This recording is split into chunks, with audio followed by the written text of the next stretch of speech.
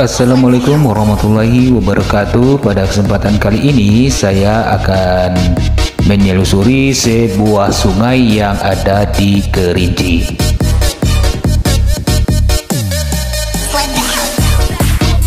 Inilah rumpun daun gumbo ya, yang sering dipakai oleh orang tua-tua dulu untuk membuat pai ikan ataupun pai udang, terasi, dan lain sebagainya. Daunnya lebar seperti ini.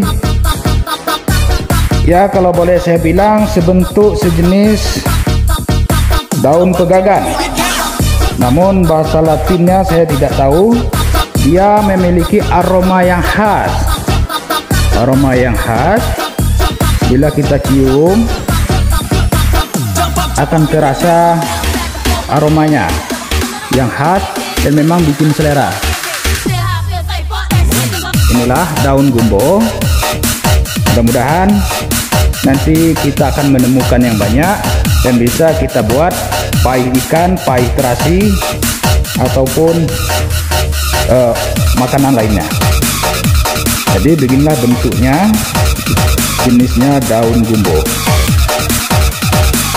Di tepi sungai ini banyak tumbuh pohon sapung yang dalam bahasa Indonesia kita sebut dengan kecombrang, yang sering diambil oleh penduduk untuk sebagai sayur gulai maupun disambal menemani cabai ke laut atau cabai wok ya, bagi yang suka ini.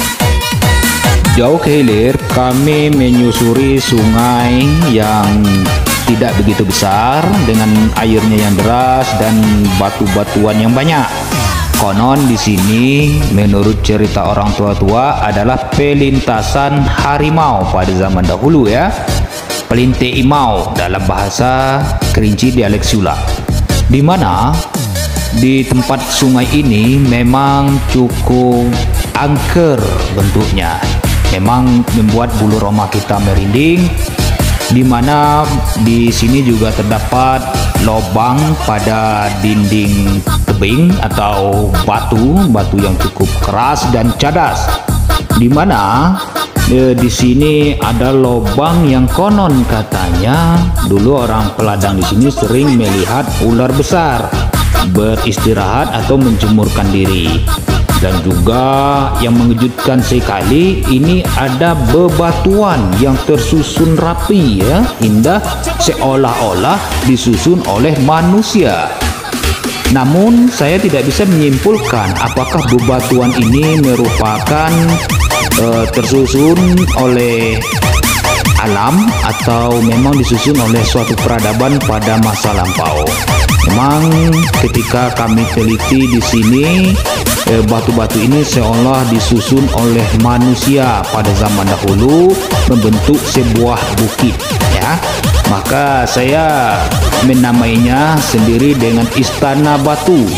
Istana Batu yang dihuni oleh para dewa, siluman, mambang yang kita kenal oleh orang tua-tua dahulu sebagai si bujang hitam, si gadis hitam yang menghuni sungai ataupun batang air di Kerinci. Kemudian bebatuan ini yang tersusun rapi ini sangat-sangat menyeramkan. Kita takut selain daripada dedemit ataupun setan hantu, kita juga takut adanya hewan berbisa seperti ular dan juga macan atau harimau. Di mana memang di sini konon diceritakan oleh orang tua-tua yang sering berladang di sini, ini memang menjadi palinte imau ataupun tempat perlintasan harimau.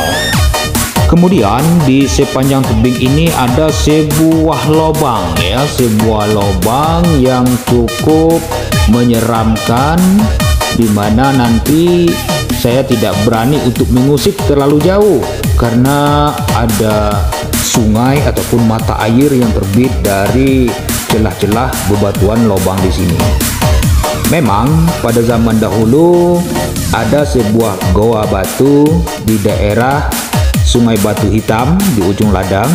Namun pada kesempatan kali ini nampaknya tidak tersentuh oleh tangan manusia dan tidak ada manusia iseng yang mengotak-atik di sekitaran gua ini ya. Gua Pintu Mulut Goa yang berada di pinggiran sungai kecil arah ujung ladang di Siulak Deras Mudik. Semoga suatu saat nanti banyak para peneliti yang mengkaji peradaban-peradaban yang berada di Kerinci, terutama juga di daerah Sulak, baik pada masa gerakan 30 September atau G30 SPKI, kemudian zaman perjuangan kemerdekaan ya, tentang Belanda yang masuk ke alam Kerinci, dan juga tentang peradaban-peradaban tua pada masa lampau yang memang sangat-sangat banyak sekali belum kita temukan, terutama di hutan-hutan ataupun lereng-lereng bukit koto yang diyakini oleh penduduk dahulunya ada kehidupan manusia yang nomaden. Oleh karena itu, kepada generasi muda, jika kita menemukan suatu bekas jejak para leluhur ataupun peradaban masa lampau, jangan dirusak ataupun dicemari dulu. Marilah kita teliti lebih lanjut sehingga suatu peradaban, suatu sejarah akan dapat kita kaji menjadi edukasi bagi anak-anak kita, bagi generasi berikutnya. Setidaknya kita dapat mengetahui tentang kehidupan pada masa lampau bagaimana di Kerinci ini.